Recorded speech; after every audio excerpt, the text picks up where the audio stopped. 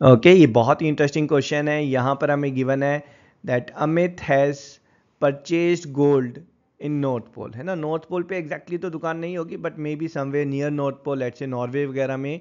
As per his friends instruction उसने gold खरीदा, है ना। लेट्स से उसने 100 ग्राम्स ऑफ गोल्ड खरीदा, और when he came back to his country which was on the equator or near the equator, ठीक है, he handed over that 100 grams of gold to his friend.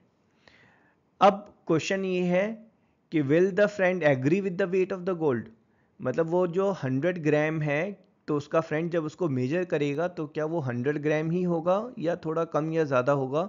ठीक है, हमें उसकी reasoning भी देनी है। तो भाई सुनने में थोड़ा अजीब सा लग रहा है ना, क्योंकि हमने स्टार्टिंग से पढ़ा है कि मास जो है वो फिक्स्ड होता है ना, that depends upon the matter.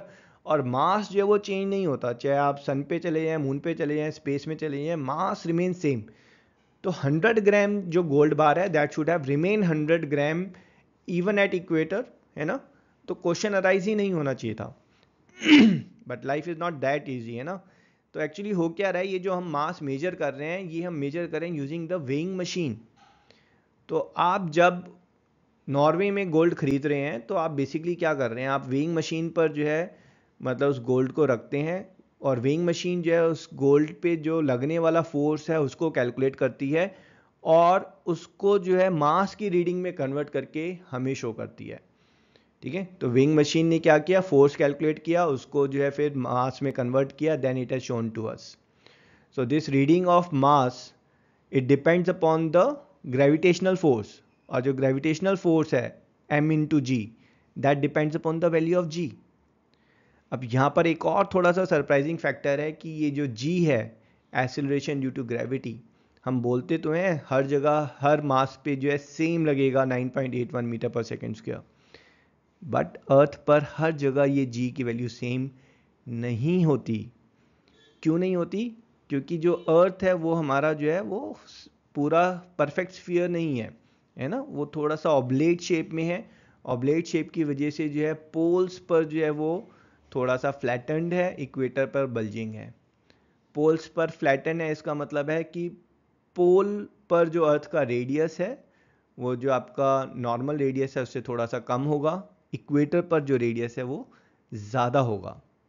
अब रेडियस ज़्यादा है इसका मतलब है कि जो distance between the object and centre of earth है वो पोल पर कम होगा। अगर पोल पर ये जो डिस्टेंस है वो कम होगा तो इसका मतलब है अगर डिनोमिनेटर कम होगा तो फोर्स फोर्स जो है वो पोल पर ज़्यादा हो जाएगा। अगर पोल पर ज़्यादा फोर्स लग रहा है तो एक्सेलरेशन ड्यू टू ग्रेविटी वो आपका पोल पर ज़्यादा होगा। और जो आपका जो वेट है ऑब्जेक्ट पे, है ना, ये जो फोर्स है due to gravity, this also is called weight. तो वेट जो है वो पोल पर किसी भी चीज़ का ज़्यादा होगा, ठीक है, as comparative to equator. And simple reason is, जो पोल पर आप किसी वेट को मेजर करते हैं उसका डिस्टेंस सेंटर से ज़्यादा पास है, इक्वेटर पर दूर है, तो इसीलिए ये जो फोर्स का डिफरेंस है वो राइज हो रहा है। तो आपने अगर कोई ऑब्जेक्ट जो पोल पर खरीदा है, ठीक है, और पोल पर जो है उस ऑब्जेक्ट का जो वेट है लेट्स से इट्स 100 ग्राम, तो जब आप इक्वेटर पर आएंगे तो बेसिकली आप सेंटर ऑफ अर्थ से थोड़ा सा दूर जा रहे हैं, उस वजह से उस पर फोर्स कम लगेगा और उसका वेट कम होगा। ठीक है, तो 100 ग्राम ऑफ मास, है ना, which is converted actually from the weight, is actually it will be 99.5 gram at the equator. तो जो अमित का जो फ्रेंड है he will not agree with the weight of gold purchase, है ना। वो बोलेगा कि भाई मैंने तो बोला था 100 ग्राम, तू चार्ज भी 100 ग्राम कर रहा है, but this is only 99.5 gram, and that's our answer.